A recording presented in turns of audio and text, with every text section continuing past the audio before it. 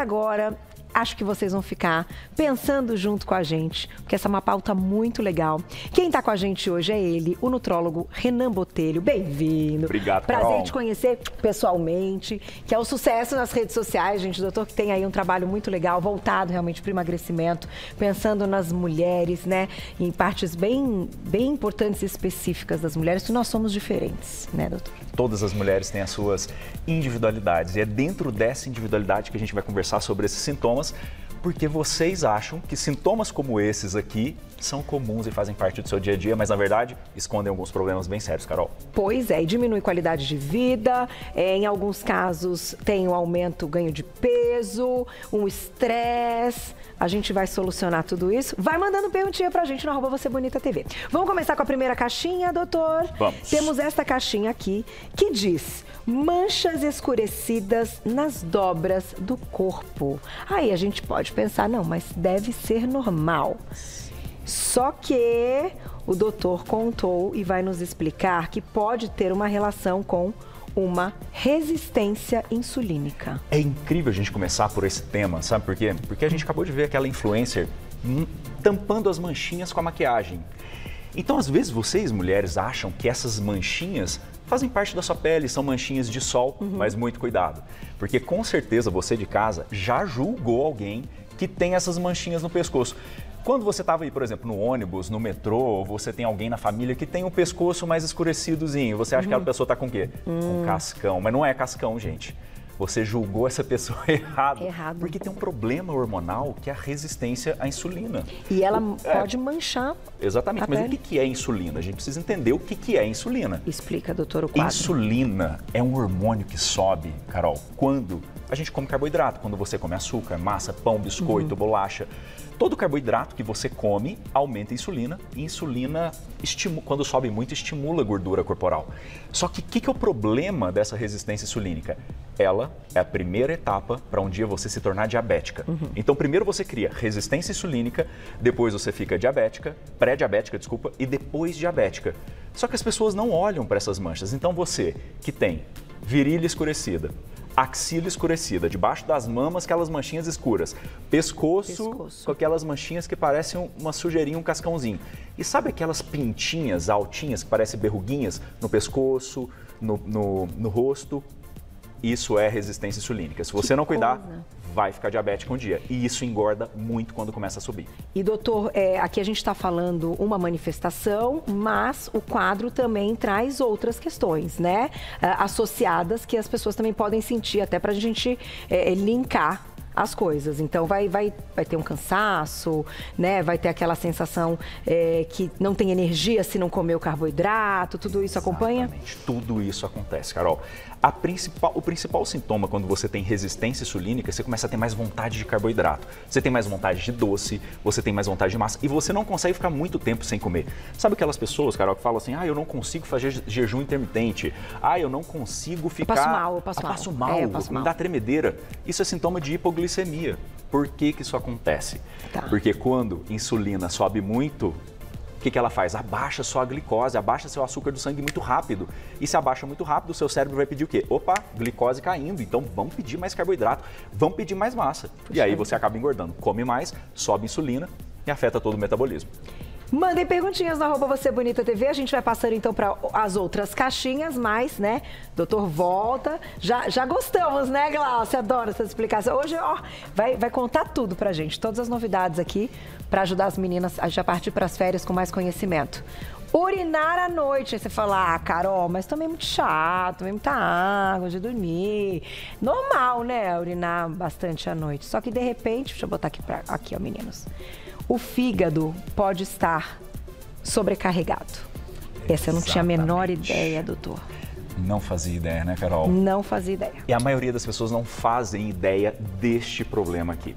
Você que urina muito à noite, vamos lá, vamos entender, gente. O único órgão que trabalha à noite enquanto a gente está dormindo, o fígado. E se o fígado é o órgão que metaboliza tudo, ele está trabalhando à noite, não é para você ficar acordando, porque o sono é uma das coisas mais importantes para a nossa vida.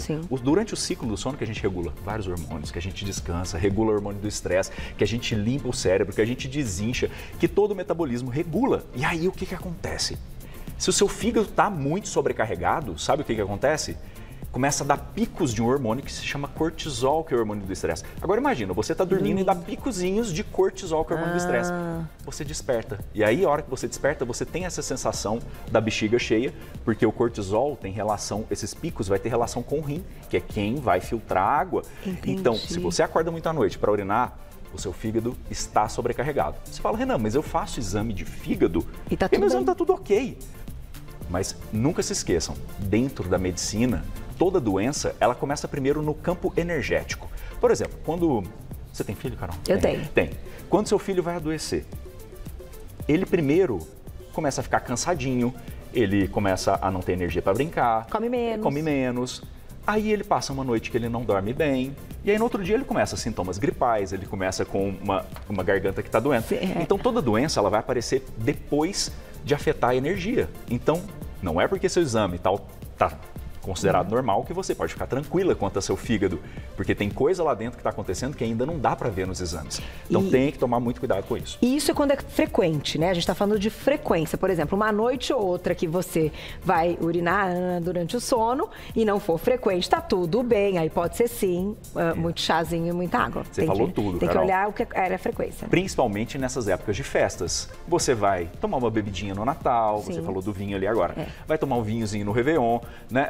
Beber um pouquinho mais, você vai urinar à noite, isso é normal. E se você também chegou à noite, eu tomei 2 litros de água depois das 5 da tarde, você vai acordar à noite para urinar. Então existem essas questões. Eu estou falando aqui de rotina. Diariamente você ter esse sintoma de acordar 2, 3 vezes à noite para urinar. Tá certo. Vamos para a próxima caixinha? Olha lá, tem muita coisa bacana e interessantíssima para a gente aprender. Rachadura nos pés, marcas na língua e unhas fracas. Olha isso, gente. A gente não para às vezes para reparar, para perceber e de repente a gente pode estar com uma tireoide desregulada. Exatamente. A menor ideia também. Pois é, sabe por quê? Porque vocês, mulheres, acham que a solução para tudo isso é tomar vitamina.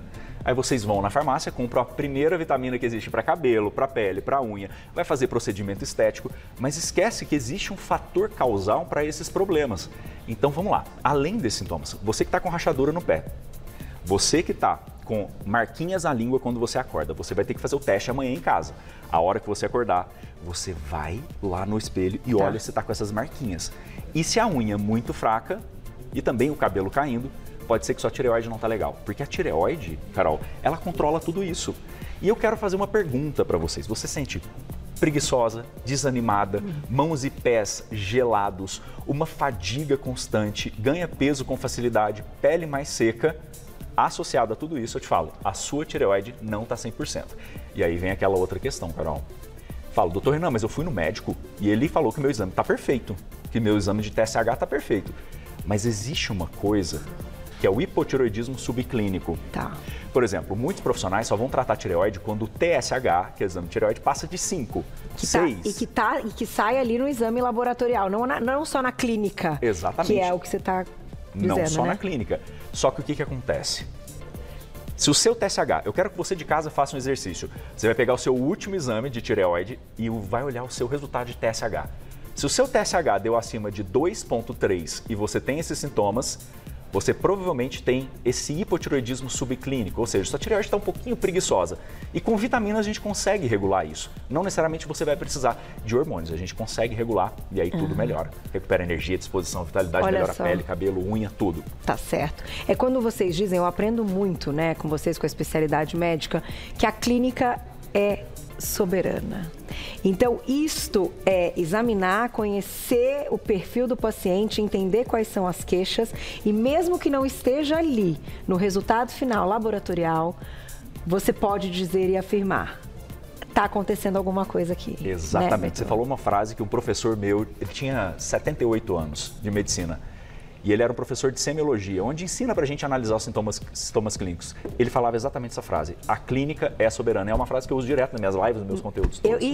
Gente, é por isso que a gente tem que confiar, né? Você faz o exame, tá tudo bem, aí você nem volta pro médico para mostrar o exame. Não, né?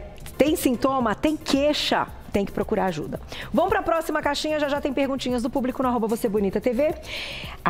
E essa daqui, quem tem compulsão por doce? Quase um clássico, não é verdade? E aí a gente pode pensar que hormônio do estresse alterado e glicose alta, diretora. A diretora se identificou um pouquinho com a parte do doce. Vamos lá, eu vi que vocês estavam fazendo biscoito, todo mundo doido para comer o docinho ali. Mas vamos entender sobre a causa da vontade do doce. Claro que existem algumas questões emocionais e psicológicas dessa pessoa que instalou esse desejo pelo doce ao passar da vida. Quando você ficava estressada, comia um chocolatinho. Sim. A hora que você está na TPM, quer um chocolate. Então existem essas situações em que você criou esse hábito. Mas o mais comum é a gente entender que existem problemas metabólicos que dão essa vontade de doce. E uma delas é essa primeira aqui, ó, resistência insulínica, que está ligada com a glicose alta. Então, deu resistência insulínica, subiu muita insulina, sua glicose sobe muito rápido, depois a glicose abaixa muito rápido e vem essa vontade de doce, porque o cérebro sabe que o que vai subir a glicose? Doce, açúcar, massas. Então, muito cuidado com essa vontade do doce, porque essa é uma das primeiras causas. Só que a outra causa importantíssima da vontade de doce é um hormônio, que é o hormônio do estresse, o cortisol, alterado. Se o cortisol estiver muito alto ou muito baixo, vai aumentar a vontade de doce. Não. Porque, Carol, todo mundo acha que o cortisol tem que estar baixo, que é o hormônio do estresse. Mas de jeito nenhum, gente. O cortisol, ele tem que estar no meio termo. Se ele estiver muito baixo, você fica ansiosa, estressada, cansada. E se você está cansado, o cérebro vai pedir o que dá energia. O que dá energia? Carboidrato, açúcar. E aí você vai ter vontade de carboidrato. E aí, quando o cortisol está muito alto, estresse, o seu cérebro vai pedir alguma coisa para aliviar esse estresse. E o açúcar libera dopamina no seu cérebro. E a dopamina é um hormônio do prazer. Então você vai ter aquela sensação, ai, que delícia, né? Relaxei desse estresse. Então, muito cuidado com isso. Só que tem mais uma causa de vontade de doce. Dormir mal. Se você dorme mal, durante o ciclo do sono, a gente regula esse cortisol. Entendi. E aí, se vocês dormem mal, o que acontece? O seu cortisol vai estar baixo de manhã. E aí seu cérebro vai pedir coisa. Já viu quando você vai para uma festa, Réveillon, vai todo mundo virar à noite, faz de conta.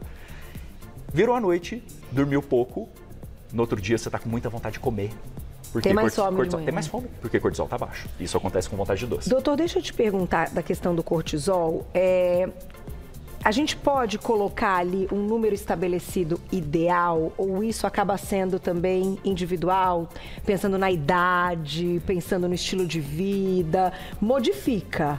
Modifica. Depende do valor, cada laboratório usa um valor de referência diferente. Tá. Mas vamos lá, o ideal é o cortisol ficar entre 11, 12 e 17. Tá. Só que aí tem laboratório que vai colocar a unidade de 0, alguma coisa. E aí teria que ficar entre 0, próximo de 0,5 mais ou menos. Entendi. Então, gente, até para dar pra gente entender o que não é ele muito alto, não seria ele muito baixo. Então, nesse espacinho aí dos números, vamos colocar a perguntinha do público agora.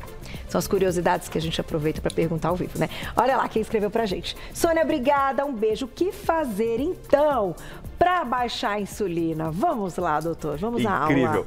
Simples, muito simples, né? Existem, claro, muitas estratégias, mas a primeira coisa mais simples que você consegue fazer da sua casa é tirar carboidratos simples. O que são carboidratos simples? Arroz, massa, bolacha, farinhas e começar a trocar por carboidrato complexo. Batata doce, mandioca, aipim, macaxeira, inhame, baroa, aveia. Porque esses carboidratos, o que eles vão fazer? Eles vão ter uma digestão mais lenta, então não vai subir tanto a insulina. E uma outra técnica, Carol, poderosa, mais poderosa que essa até. Antes de você comer o carboidrato, come uma proteína com uma saladinha e uma folha. Então, por exemplo, Renan, não abro mão do meu arroz com feijão. Arroz com feijão vai subir a insulina. Ok, antes pega uma carninha, coloca um pouco de folha e aí isso vai diminuir a velocidade de absorção desse carboidrato. E também, doutor, você acha que assim, as pessoas que não abrem mão, como você comentou, e até do pão, que já foi uma discussão algumas vezes aqui, né? Que é até cultural e etc., pensando no café da manhã, mas que se diminuir, né, consideravelmente, ou seja, prestar atenção na quantidade, já vão ver o resultado. Já vai ver resultado, mas vamos lá. Vamos imaginar que você diminua a quantidade e você está aí, bomba de insulina, está produzindo insulina demais.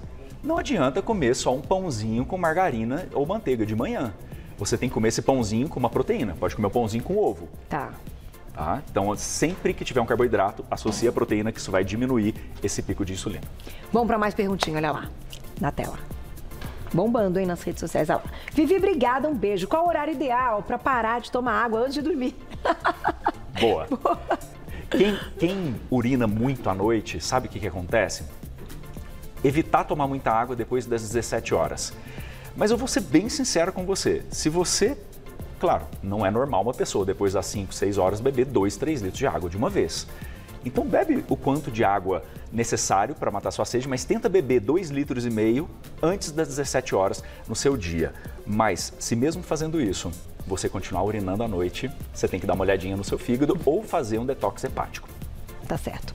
Próxima perguntinha? Já já a gente vai para as caixinhas. Mônica, obrigada, um beijo. Quais valores ideais para insulina basal, insulina pós-prandial, para pessoas normais, ela coloca entre aspas, e para as pessoas com resistência insulínica? Exercícios aeróbicos são os mais indicados? Já quem tem glicose em excesso no sangue? Gente, o público do Você Bonita é sensacional, você tá vendo? Nossa, são profissionais, né? As perguntas Doutora, incríveis. Eu fico tão feliz e orgulhosa, porque isso é um público que está sendo educado há 13 anos a fazer questionamentos coerentes. Ai, obrigada, Mônica. Incrível, hashtag... Mônica. Vamos lá. E pergunta sensacional.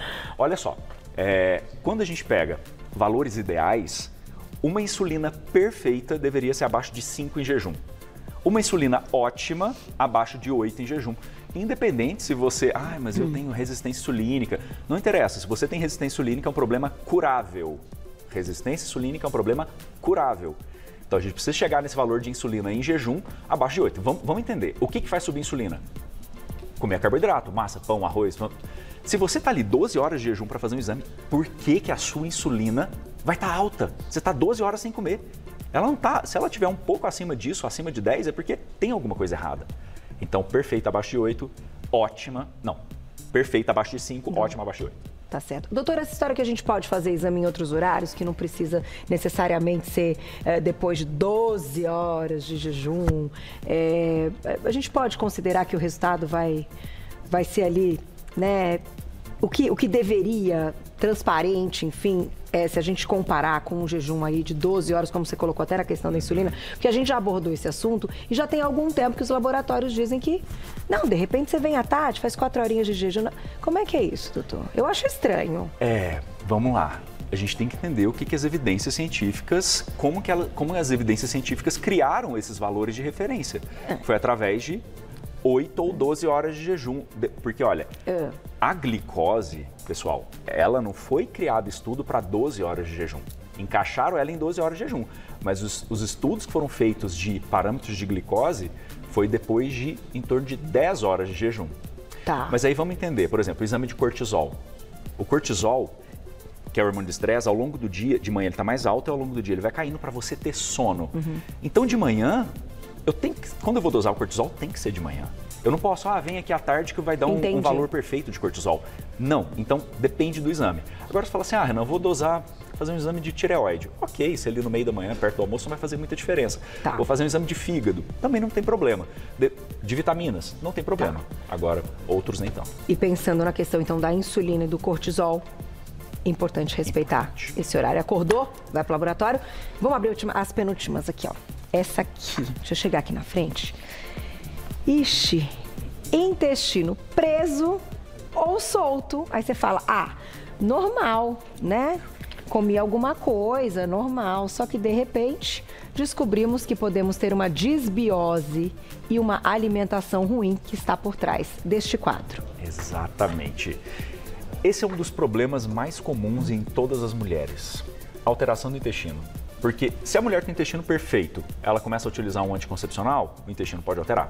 Se a mulher tem intestino perfeito, ela começa a entrar na menopausa, depois da menopausa o intestino altera, porque altera os hormônios, altera o movimento intestinal. Mas o que a gente precisa entender das causas principais? Se você tem disbiose, primeiro, o que é disbiose? Todo mundo fala disso, mas ninguém explica direito o que é disbiose. Quando a gente fala sobre disbiose, a gente tem um monte de bactérias no intestino, que são bactérias benéficas, e essas bactérias ajudam a gente. É uma troca de favores. Elas não fazem parte, elas não são nossas. É uma troca de favor, a gente dá alimento para elas e elas, em troca, fornecem imunidade, protegem a gente contra vários agentes, emagrecem, desinflamam, desincham, digestão e vários aspectos. Só que, ao longo da vida, você tomou antibiótico quantas vezes? Ao longo da vida, você passa a dormir mal quantos dias? Ao longo da vida, você vive com muito estresse. Isso, e alimentação ruim, né? Bebida alcoólica, conservante, tudo isso altera essas bactérias. E aí você começa a ter uma alteração da digestão, começa a produzir mais gases. E o que é o problema, Carol? Tem muitos alimentos saudáveis que vocês comem. Depois vocês podem jogar aí na internet, tabela de alimentos FODMAPs, FODMAPS. São alimentos que fermentam muito. E esses alimentos que fermentam muito produzem gases. E vocês têm que tirar esses alimentos quem tem a barriga muito estendida e tem intestino preso. Porque todo alimento que produz muito gás, o que ele faz? Dilata o intestino. E aí, no dilatar o intestino com muito gás, o intestino paralisa, é um mecanismo de proteção. Imagina, você está com o intestino dilatado e o intestino está movimentando, corre risco de ruptura. Então, uma proteção, muitas vezes, esse intestino preso. E o intestino solto acontece também, principalmente com alergias alimentares. Que cada vez fica mais comum, né? Que bom que agora a gente consegue descobrir também com mais facilidade, né, doutor? E essa questão desses FODMAPs que tem a lista, são alimentos saudáveis, né? Porque couve-flor, brócolis, aí própria tem... maçã. Então maçã, né? Mas enfim... Quem tem sensibilidade tem que dar uma olhada. Eu vou abrir a última caixinha, deixa eu vir pra cá. E já tem mais perguntinhas do público, tá bombando lá nas redes sociais. Vamos lá. Aumento da barriga na menopausa. Ai, deixamos no final essa, porque, né? É o que chega aqui de pergunta todos os dias. Entrei na menopausa e engordei. Gente, alterações hormonais. Nossos grandes amigos. Alterações hormonais. Toda mulher vai passar por isso. 100%. Sim. E o que acontece? Quando a mulher está produzindo hormônios antes dessa fase da menopausa, a mulher produz a testosterona, que ajuda na massa magra, a manter a forma do corpo, né? Tem o estrogênio, tem todos os hormônios femininos que mantêm toda a forma do corpo. Só que depois da menopausa, a mulher começa a ter um acúmulo de gordura abdominal. E esse acúmulo de gordura abdominal, Carol, o que vai fazer? Isso aqui, ó, resistência insulínica. Vai piorar a resistência insulínica. Porque imagina, você tá ali, começa a ganhar barriga, gordura abdominal e você começa a criar um outro problema. Então a menopausa começa a gerar esse aumento de gordura abdominal nas mulheres. Por quê? Primeiro por conta dos hormônios. E depois, muitas coisas mudam na vida dessa mulher. Cria uma resistência insulínica, o sono começa a ficar pior. E aí o sono piorando, você engorda mais, altera o cortisol. E aí você entra na menopausa, você cria quase que tudo isso aqui que a gente conversou hoje. E aí você não consegue emagrecer mais. Só que quando a gente cuida disso tudo, e eu ensino a todas as minhas alunas a cuidarem disso tudo, elas conseguem emagrecer, independente de menopausa, independente de reposição hormonal. Doutor, a menopausa, você acha que uma dieta low carb... ela vai ao encontro, então, dessas estratégias, já que tudo isso acontece também por uma questão de ingesta, né, exacerbada de carboidratos? Será que é inteligente entrar na menopausa e seguir uma dieta low carb? Vamos lá. Em partes. Dieta low carb é incrível, uma das dietas mais estudadas que tem comprovação científica e vai ajudar a controlar muita coisa.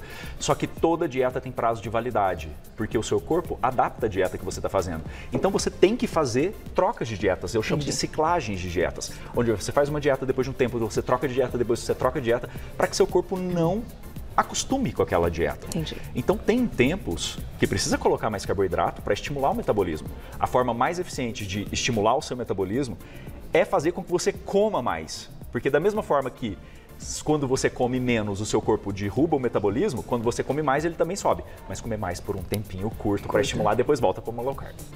Tá certo. Tem mais perguntinha? Vamos fechar com perguntinhas do público, então? Temos 2 minutinhos, 3 minutos? Vamos lá. Thaís, obrigada, um beijo. Por que a ferritina na menopausa é baixa? Depende. Não é para todo mundo isso. Talvez a sua é baixa, mas não é normal. Não é normal. Se você está com ferritina baixa, ou você está com má absorção de ferro, ou você está com algum problema intestinal. Mas isso aqui não é normal. Porque não menstrua mais, ou seja, né, não tem também essa perda, né, do sangue. Não tem a perda da menstruação. Tem mais. 1 minutinho, vamos. Madalena, obrigada, um beijo. Bebo muita água dormindo. A boca fica seca e eu bebo e nem percebo. É um copinho de água ao lado da cama. Que bom, né? Bebe e não percebe. É bom, né? Você acorda, bebe e dorme. Eu nem percebi que eu bebi. Nem acorda. Como que você lembra? Não, que ela vê que a água diminui quando ela acorda. Pois é. Não, que bom. Se você acorda, volta a dormir rápido, sem problema. O problema é despertar. Você certo? desperta por causa da urina. Você urina. acha que é por causa da urina, mas na verdade é por causa daquele picozinho de cortisol. Vamos lá. Última perguntinha. Dá tempo? Na tela. Vera, obrigada, um beijo. Como descobrir se o fígado está sobrecarregado, se os exames não estão alterados? Doutor, temos 50 segundos, doutor. Vamos lá. Clínica Soberana. Como descobrir?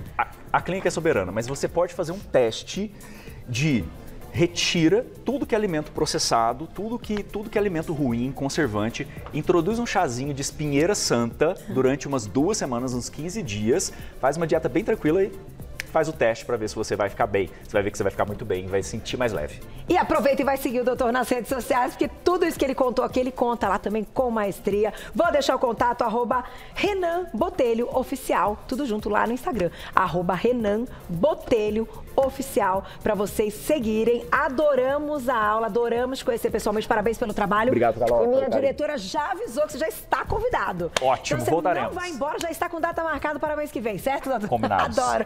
Tudo de bom, viu? A gente volta amanhã ao vivo. Beijo, beijo, até amanhã.